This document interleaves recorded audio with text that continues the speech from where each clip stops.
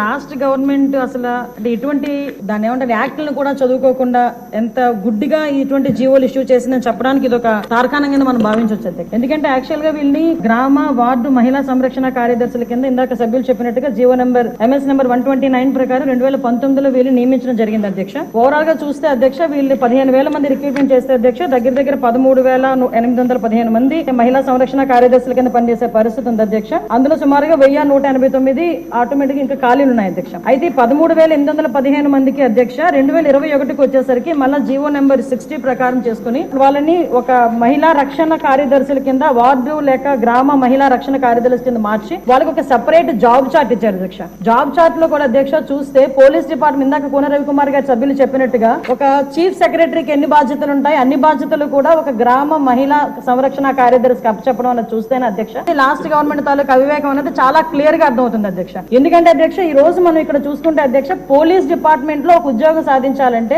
వాళ్ళు శారీరక దారుఢ్య పరీక్షలు వాళ్ళు నెగ్గాలి, రిటర్న్ టెస్ట్ వాళ్ళ ఎగ్జామ్ పాస్ అవ్వాలి, 9 months ట్రైనింగ్ కఠోరమైన ట్రైనింగ్ ఉంటుంది అధ్యక్ష.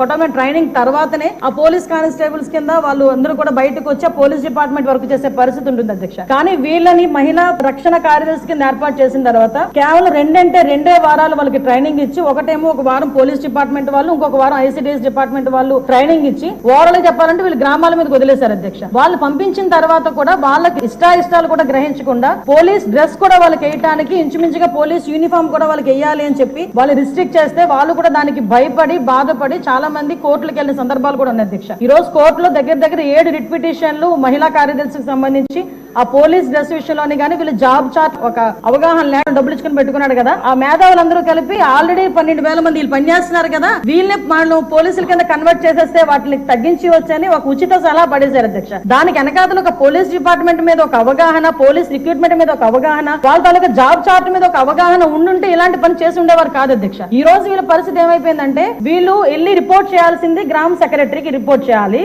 వీళ్ళ అడ్మినిస్ట్రేటివ్ పవర్స్ ఎక్కడ ఉంటాయంటే పోలీస్ డిపార్ట్మెంట్ దగ్గర ఉంటాయి. వీళ్ళకి జీతం ఇచ్చేదేమో MPDO, లీవ్ ఇచ్చేదేమో MPDO, మళ్ళా తిరిగి ఒకవేళ ట్రాన్స్ఫర్ అవ్వాలంటే డిపార్ట్మెంట్ కలెక్టర్ దగ్గరికి వెళ్ళాలి అధ్యక్ష. అంటే వీళ్ళకి సంబంధించి ఒక అథారిటేటివ్ ఆఫీసర్ ఒకరు కూడా లేక ఇన్ని డిపార్ట్మెంట్స్ తో పోనీ పైకి వచ్చిన తర్వాత పని చేద్దామంటే వీళ్ళు తాలూకా అంటే పైచి ఎంత పెరిగిపోయిందంటే లాస్ట్ గవర్నమెంట్ కి వీళ్ళ చేతే తక్కువ జీతాలు ఇచ్చి ఎక్కువ పని చేయించుకుందామని క్రైమ్ ఆఫ్ ఎఫెన్స్ దగ్గర కూడా కాపాడడానికి కూడా వీళ్ళు తీసుకెళ్లాలంట. నాన్ బెయిలబుల్ వారెంట్లకు సంబంధించి వీళ్ళు సపోర్ట్ చేయాలంట. అక్కడికి వెళ్లి మహిళా సంరక్షణ కార్యదర్శుల కింద మహిళా రక్షణ కార్యదర్శుల కింద అక్కడ ఉన్న అవగాహన కల్పించడం లేకపోతే ICDS సంబంధించి ఏదైనా మిడ్ డే మీల్స్ చూడడం అంతవరకు ఓకే. ఆఖరికి పోలీస్ డిపార్ట్మెంట్ కి వాళ్ళ ఇన్వెస్టిగేషన్ లోని కూడా వీళ్ళు హెల్ప్ తీసుకొని చేసుకునే పరిస్థితి కనిపించింది. లాస్ట్ గవర్నమెంట్ లో చాలా మంది మాతోనే మొరపెట్టుకున్నారు అధ్యక్ష. మేము ప్రతిపక్షంలో ఉండేటప్పుడు పోరాటాలు చేసేటప్పుడు మమ్మల్ని ఆపడానికి ఈ మహిళా కానిస్టేబుల్ తో పాటు మహిళా పోలీసులు కూడా పంపించేవారు. మేము అడిగే వాళ్ళు మీరెవరమ్మా మహిళా పోలీసా మహిళా కానిస్టేబుల్ అంటే మహిళా పోలీస్ అండి అని. ఇందులో విషయం ఏంటంటే అధ్యక్ష చాలా మంది ఏస్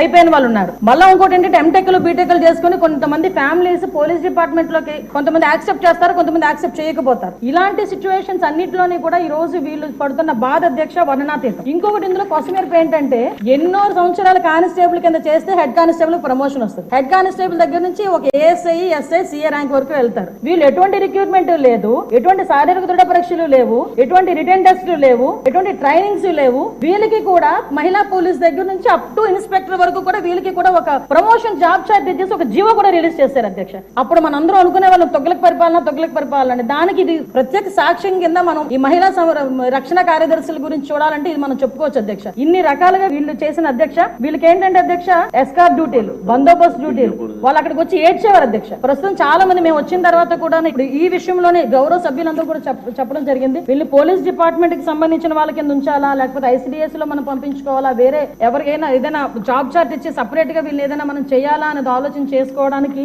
ఒక సుదీర్ఘమైన చర్చ అయితే జరగాలి అధ్యక్ష. మేము చర్చిస్తాం అధ్యక్ష.